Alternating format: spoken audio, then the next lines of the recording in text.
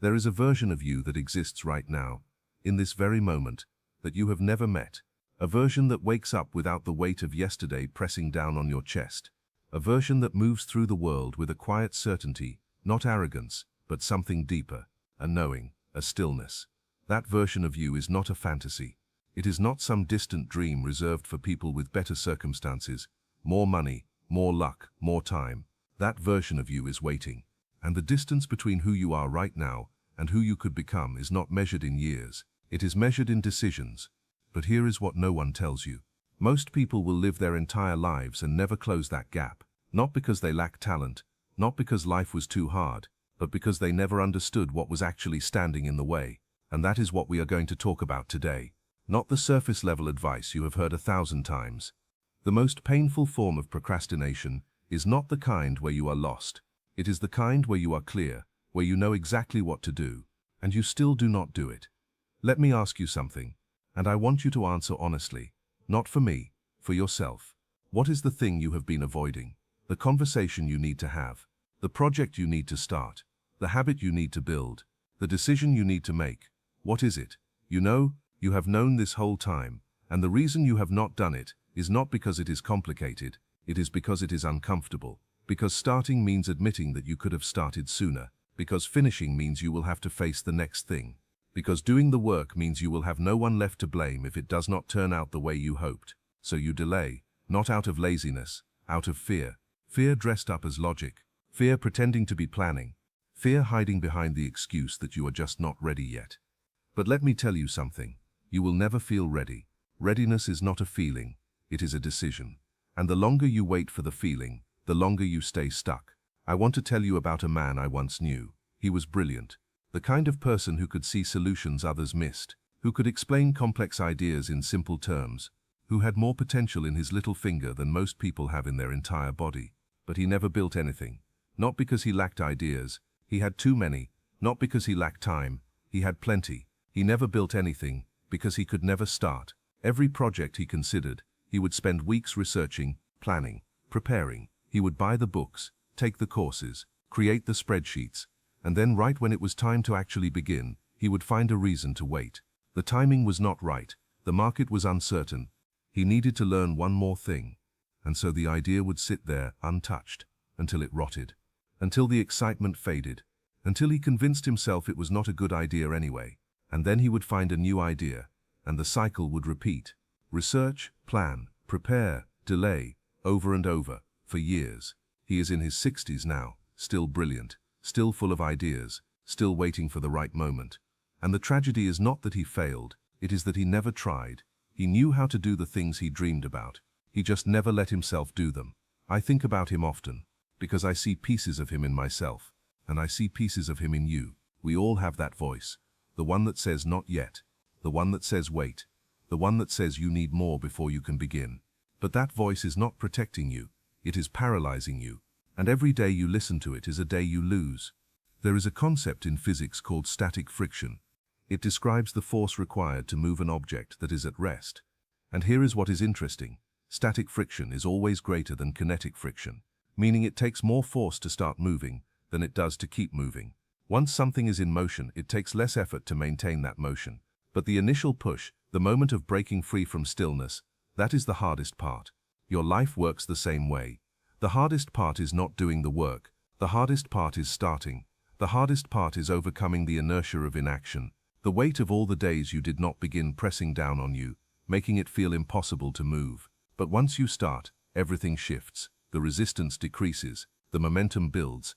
The thing that felt impossible becomes manageable, then routine, then natural, but only if you start. So why do we delay? Why do we avoid the things we already know how to do? Because knowing is not the same as doing. And doing requires something that knowing does not. Doing requires courage. The courage to be imperfect. The courage to fail publicly. The courage to put something into the world that might not work. That is what we are really afraid of, not the task, the exposure. Because as long as you do not start, you can still believe you would have been great. You can hold on to the fantasy of what you might accomplish without risking the reality of what you might not. But that fantasy is a trap. It keeps you comfortable. And comfort over time becomes a coffin. You do not grow there. You do not become anything there. You just exist, waiting, hoping, slowly dying without anyone noticing. There is a quote I think about often. It comes from a writer named Franz Kafka. He said, "There are only two things, truth and lies. Truth is indivisible, hence it cannot recognize itself. Anyone who wants to recognize it has to be a lie." I know that sounds abstract, but here is what I think he meant. We lie to ourselves constantly. We tell ourselves we do not know what to do. We tell ourselves we need more time. We tell ourselves the circumstances are not right. But deep down we know the truth. We know what we are supposed to do. We just do not want to admit it, because admitting it means we have to act, and acting means we might fail. So we lie to ourselves, about ourselves, and we call it being careful, being strategic, being smart. But it is not smart, it is fear, and fear, unchecked, will steal every dream you have ever had. Let me make this practical, because I am not here to just make you feel something. I am here to help you do something. Think about the thing you have been delaying, the one that came to mind at the beginning. Now ask yourself this: what is the very first step? Not the whole project, not the finished product, just the first step. If it is a conversation you need to have, the first step might be sending a text that says, "Can we talk?"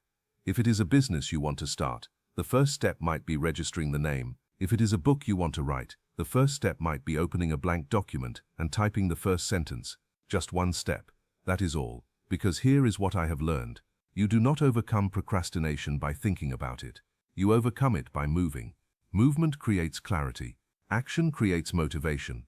Starting creates momentum, not the other way around.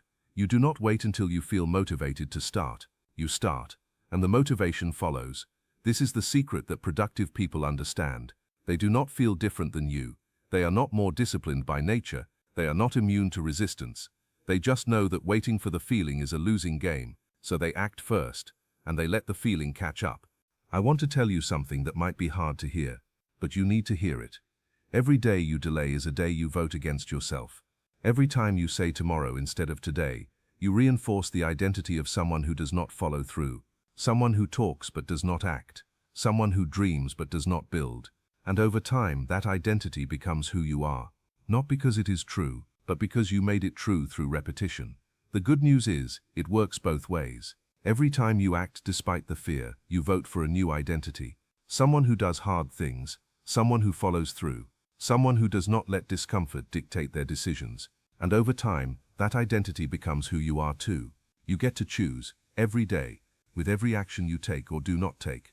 You are becoming someone. The question is, who? I am not here to yell at you. I am not here to make you feel guilty. You have done that enough to yourself.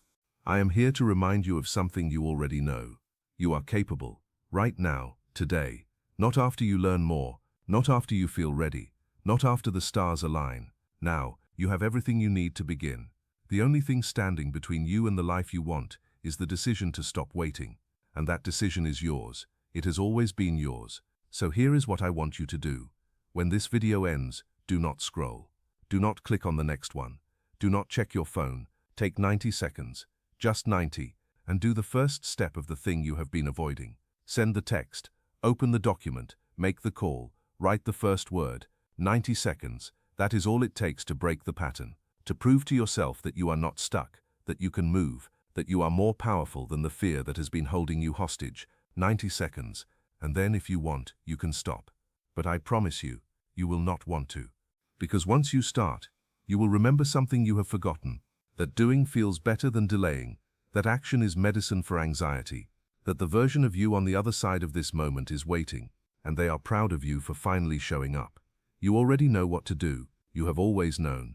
Now stop pretending you do not, and do it.